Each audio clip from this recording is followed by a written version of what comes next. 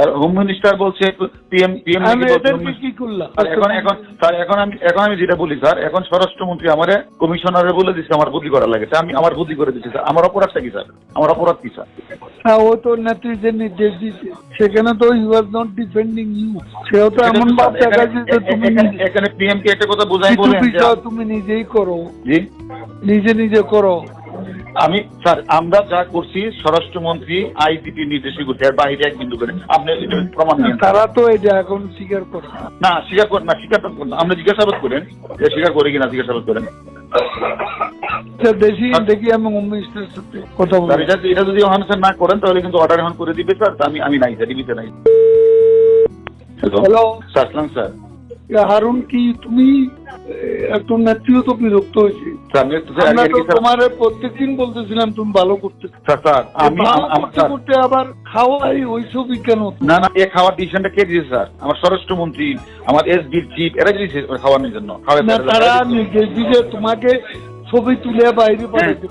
জি sir, ছবি তোলা plus হলো বিবৃতিটা প্রকাশ, ছবিটা নিজের কাছে রেখে দিবা।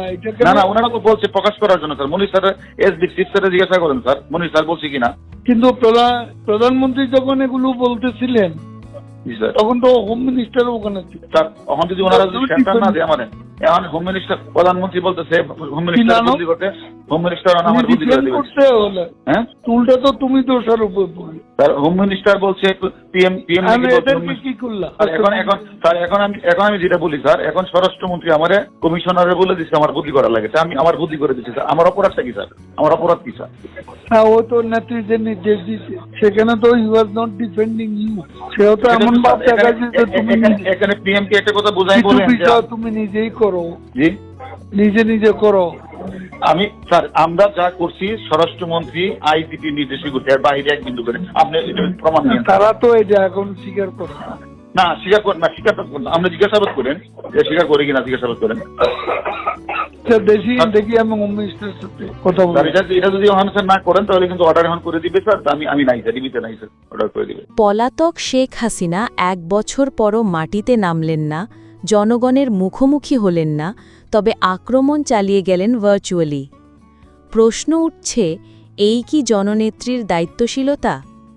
শেখ হাসিনার ভাষণে ছিল একগুচ্ছ হুমকি, পুরনো অভিযোগ আর বিরোধীদের দোষারোপ। কিন্তু প্রশ্ন হচ্ছে, নির্বাচন নিয়ে কোনো জবাব নেই। ডক্টর ইউনূস, সেনাবাহিনী, গণমাধ্যম সবাইকে একহাত নিলেন, অথচ নিজের দলের ভেতরের দুর্নীতি নিয়ে একটাও কথা বললেন না। তিনি দাবি করলেন দেশ উন্নয়নের পথে, কিন্তু সেই উন্নয়ন কি শুধুই ভার্চুয়াল?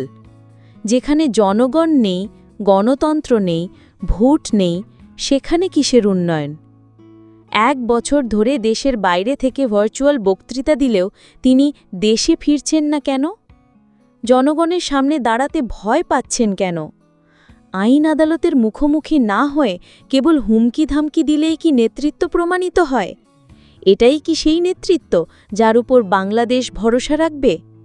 বাংলাদেশের ভবিষ্যৎ কি ভার্চুয়াল বক্তৃতায় বন্দী থাকবে, নাকি জনগণ এবার নিজেদের সিদ্ধান্ত নেবে মাঠে নেমে?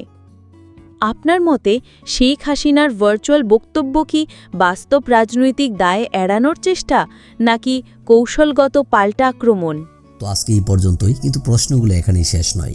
এই দেশ, এই রাজনীতি, এটা আমাদের সবার। আপনি, আমি, আমরা সবাই মিলে গড়ে তুলব সচেতনতার একটা মঞ্চ। আপনার ভাবনা, আপনার চিন্তা এবং আপনার মতামত আমাদের দরকার। তাই কমেন্টে লিখে জানান এই মুহূর্তে আপনি কি ভাবছেন এবং আপনি কোন দিকে তাকাচ্ছেন। রিপাবলিক অ্যান্ড পলিটিক্স কেবল খবর বা বক্তব্যের জায়গা নয়, এটা একটা ভিন্ন মতের প্ল্যাটফর্ম।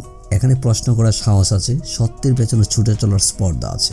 চ্যানেলটি ভালো লাগলে অবশ্যই সাবস্ক্রাইব করে পাশে থাকুন, কারণ একটা ক্লিকেই হতে পারে হাজারো অন্ধকার ভেদ করে আলো খোঁজা শুরু। ফিরছি পরের পর্বে আরও খোলামেলা বিশ্লেষণ নিয়ে। সে পর্যন্ত সবাই ভালো থাকুন, সুস্থ থাকুন। আল্লাহ হাফেজ।